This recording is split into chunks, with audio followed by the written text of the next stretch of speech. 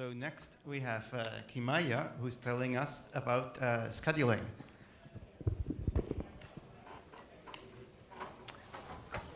Okay, can you hear me? Yes? Okay. Hello everyone, I'm Kimaya Bedarkar and today I'll be talking about RefinedProsa. This is a joint work with some amazing people at MPI-SWS. So our work combines advances in program verification and real-time systems to prove end-to-end timing guarantees on a real-time system scheduler. So real-time systems, or for short RTS, generally refer to these kind of systems that are deployed in some sort of cyber-physical environment and that are subject to strict timing constraints. So for example, if you think of the system in a car, this system is required to pop its airbags immediately on sensing some sort of sudden deceleration. And as shown by this example, RTS are generally deployed in some safety critical environments where failures can be very costly. So the correctness of the systems has been quite widely studied. And in particular, the abstraction that we are looking at here is as follows. So you have some non-deterministic environment, and this environment is sending some inputs to the real-time systems. Now inside the RTS, there is a scheduler and a processor, and the scheduler must decide how to respond to this input, and in response it dispatches some code to be run on the processor, which we usually call as executing a job. Once this job finishes, control is transferred back to the scheduler and this process continues. Now the property that we are interested in these sort of things is what we want to do what is called a response time analysis, in which we want to relate the workload that the system is processing with the response times exhibited by the processor. So by response time here, I mean the interval between a job arriving into the system and finishing. And when I say the workload here, I mean how much workload the system is supposed to handle, which is usually characterized by a maximum rate of arrivals of the jobs into the system, also called the arrival curve, and the maximum cost of execution of each job given by a worst case execution time. So to analyze these kind of systems, what we usually do is we start with the concrete implementation of the system. So for example, let's say we are analyzing the system in a car, and then we create some abstract system model that hides all implementation specific details and only focuses on the timing behavior of the system. Response time analysis then focuses on mathematically analyzing the abstract model to prove these kind of bounds on the response times. So this field itself is an old field, but newer advances in this area have focused on the use of theorem provers to analyze the correctness of this response time analysis via the use of theorem provers such as Rocq. For those of you who don't know, Rocq is an interactive theorem prover which gives us very high assurances. And in the past at MPI-SWS, I, with some of my colleagues, have worked on Prosa. Prosa is this Rocq-based library of formal schedulable response time analysis. Now, the very nice thing about Prosa is that it makes sure that the analysis itself is completely free of errors, which is especially valuable in the safety critical domains. But the wrong modeling of the system itself can still potentially be a source of errors. This is the gap that we address in this paper, and in particular, our approach is to use program verification to prove that a concrete system implementation refines its abstract system model. So there has been some work along these lines in the past, and to set context for the previous work and what we do, I would like to differentiate between interrupt-driven schedulers and interrupt-free schedulers. So the main notable thing about interrupt-free schedulers is that all time is divided into these quanta, and at the beginning of every quanta, a scheduler is invoked. The scheduler makes a decision on what happens in that quantum. So because of this, analyzing these systems is kind of natural in the sense that proving the correctness of this scheduler amounts to showing that the scheduler makes the right decision at every point, and then the timing analysis is kind of separate from the functional property of the scheduler. Moreover, in these kinds of systems, it's a bit easier to analyze the system overheads. So by system overheads here, I mean all the processing time that is not given to external workloads, but to the scheduler itself for doing tasks such as deciding which task gets serviced next. So because these overheads are only in the beginning of the quantum, we can kind of abstractly reason about them by assuming that not the entire quantum, but only a part of it is available for external workload. Indeed, this is the approach that has been used in the past, especially in the work by the Certicos team. In their work, they combined Prosa with the real-time extension of the Certicos kernel and proved the timing correctness of their interrupt-driven schedulers. In our work, we want to move beyond interrupt-driven systems and look at interrupt-free systems. In interrupt-free schedulers, there is no such notion of time quanta. Because of this, it's not clear how to express the timing correctness of the system as a functional property that we can verify using program verification. Moreover, in these systems, the scheduler doesn't get control periodically, but only when the executing job finishes. And because of this, if the scheduler gets back control after a long time, there might be a sudden burst of overheads where the system needs to do a lot of work, and it's hard to account for these. So why do we want to look at interrupt-free schedulers? It's because they're actually quite common in practice. So because they do not require any software or hardware implementation of interrupts, they are quite energy efficient, which makes them ideal for deeply embedded systems which can be often energy constrained. So for example, the Contiki operating system and TinyOS, both of which are operating system for Internet of Things, use interrupt-free schedulers by default. At the other end of the spectrum, the ROS2 middleware also uses interrupt-free schedulers for its in-process executors. So the question that we want to answer is how can we verify the timing properties of a concrete implementation of an interrupt-free real-time system. To answer this question, we present RefinedProsa. RefinedProsa combines two tools, RefinedC, an Iris-based C verification tool, and Prosa, a Rocq-based library of response time analysis. Now both RefinedC and Prosa are Rocq-based tools. Consequently, all of our results are also formalized in Rocq, giving us very high assurances. So let us look at what we do. To illustrate our proof methodology, we have verified Rössl. Rössl is a scheduler written by us in C. It's about 400 lines of code, and it's roughly similar to ROS2's default executor. And the property that we want to prove about Rössl is that based on some assumptions about the workload, response times shown by Rössl are bounded. Now, to aid in our task, we have some pre-existing tools. So first, we have Prosa that I mentioned before.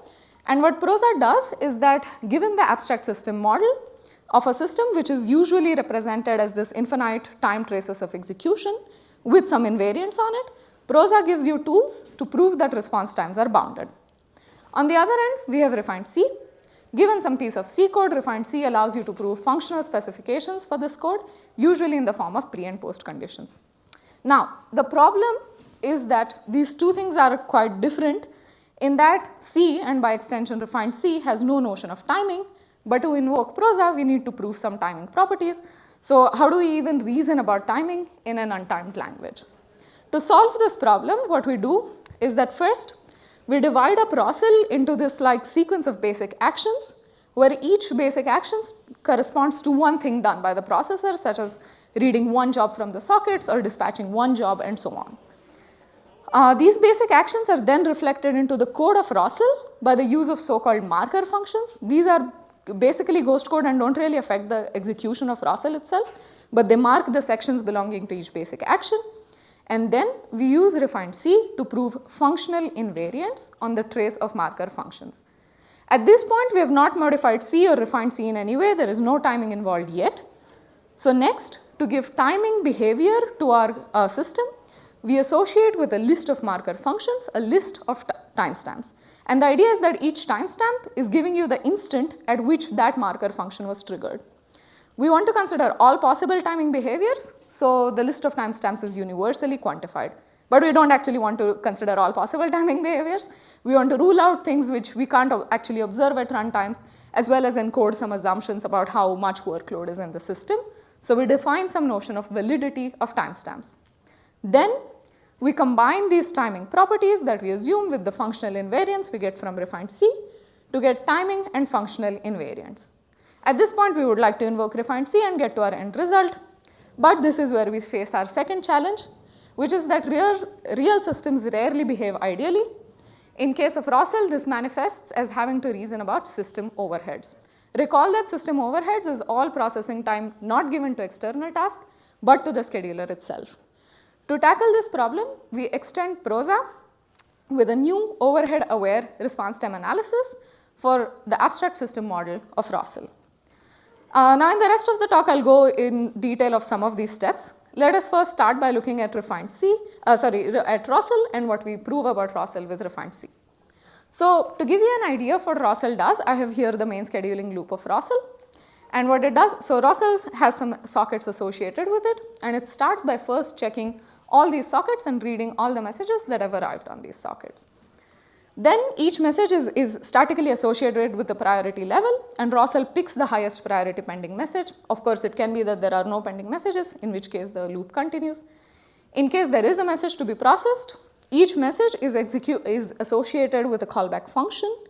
This callback function is dispatched. The callback function executes. When it finishes, control is returned to the scheduler, and the loop continues. Now, the property that we want to prove about Rössl is that the time between a message arriving into the system and the callback function of the message finishing is bounded. This is what we call the response time, and you can see here that the response time consists not only of the callback function of M, but also the system overheads, in this case the selection and dispatch overhead.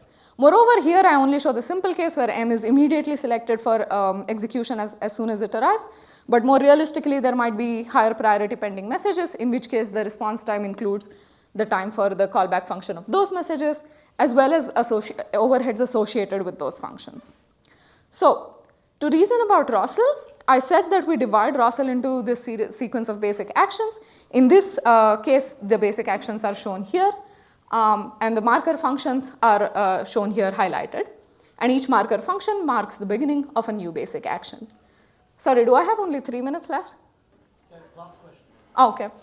So now we want to capture all the functional properties of Rössl as invariants on the trace of marker functions.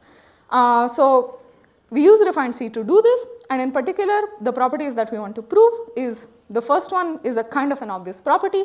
We want to focus on the scheduling algorithm of Rössl itself. So we prove that the picked message has the highest priority, and analogously, if no message is picked, that's only because there are no pending messages, which involves having to prove some data structures used in the scheduler state. For us, this includes stuff like bitmaps and queues and so on. The second property is a bit more abstract. We need to prove that the marker functions follow a specific sequence. This is required to show that all system overheads can be associated with one job. And to do this, we need to do some trace reasoning in RefinedC. Next, I'll show you how we think about the timing behavior. So I told you already that each execution of Rössl goes through some basic actions. These are indicated by marker functions, which are associated with some timestamps that are universally quantified. Now, these timestamps induce some runtimes. And since these runtimes are eventually going to be part of response time of some message, if they run unboundedly, of course, the response time won't be bounded. So we placed our marker functions such that each basic action does not contain any unbounded loops, in which case we could use some static analysis tool or even just measure at runtime the worst case execution time of each basic action. And then the validity of timestamps requires the runtime to be bounded by the worst case execution time. We have not computed the worst case execution times for Rössl, but we believe this can be easily done. Finally, now that we have the functional properties and timing properties, we can state our final theorem. We take some trace of Rössl, then we associate with it a list of timestamps, and we require this list of timestamps to be valid. The notion of validity here includes this wset property that I talked about, as well as some bounds on the rate at which workload comes into the system. If this validity property holds, then we show that the response times are bounded. This is a very high level view of the proof. We start with some trace of Rössl, then we use RefinedC to prove that this is a valid trace. We take the valid timestamps property, and then we combine these two properties in our extension of Prosa to prove that the response times are bounded. With this, I'm almost at the end, but before I conclude, I would like to mention the VariRT. VariRT was published at POPL this year, and it proves some timing properties for distributed systems. The common thing between us and them is that they also have to answer this question of how to deal with timing, especially in the context of verification, which is usually untimed. Interestingly, they also end up making the same assumption, which is that code sections are bounded by some wset. The difference is in how these assumptions are encoded. We focus on not touching the semantics of C or modifying RefinedC, but in VariRT, time is actually tracked in the semantics, and each event non-deterministically generates a timestamp. which is assumed to obey this W sets, and then the rest of the approach works in a verification-based way. Because of the way they model time, they get the flexibility of modeling time-based branching, which we cannot, but we also do not require it, and so we have not explored if this approach applies to us yet. So with that, I would like to conclude. Today I've talked about RefinedProsa, which contains a formally verified response time analysis for an interrupt-free scheduler implementation. In getting to our end goal, we showed how to handle timing without changing the language semantics. And we also show how to incorporate scheduler overheads into the timing analysis of the system. Admittedly, I did not have much time to go into the scheduler overheads part today or the response time analysis in general. But the details of all of this, as well as how exactly we use RefinedC and what properties we prove, are included in our paper. The paper, the appendix, and the Rocq formalization are available at this link. Thank you for your attention, and I'm open to questions.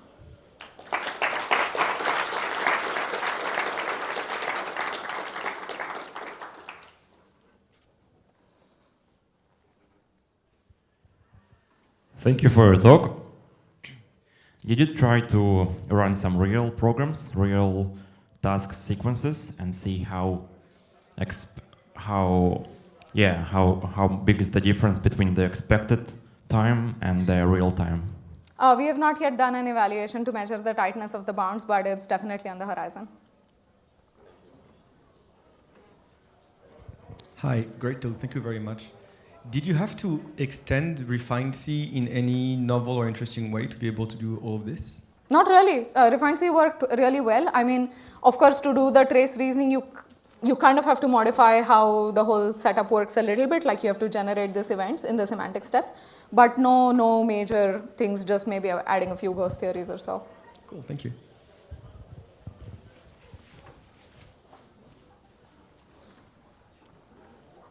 Hi, I'm Django Lee from Kite. So I have a bit of a technical question. So as far as I remember, RefinedC only supported safety reasoning, so it cannot really prove that any program terminates. So does that mean in theory, so you did not have any criteria that your scheduler actually proves a valid trace? So the scheduler does not terminate. The scheduler is an infinite loop, and we do not prove, and nor does it hold that the scheduler terminates. The response times are like some section of the infinite loop itself. So all we need is safety reasoning. We just need to know that the valid trace property is never violated in the So I was wondering, is like, do you prove anybody that after some time a trace actually appears? No, I mean, it's kind of like the way the theorem is stated is that if this trace is a trace of RefinedC, then it's a valid trace. This is the adequacy that we get from RefinedC. Thank you. Thank you.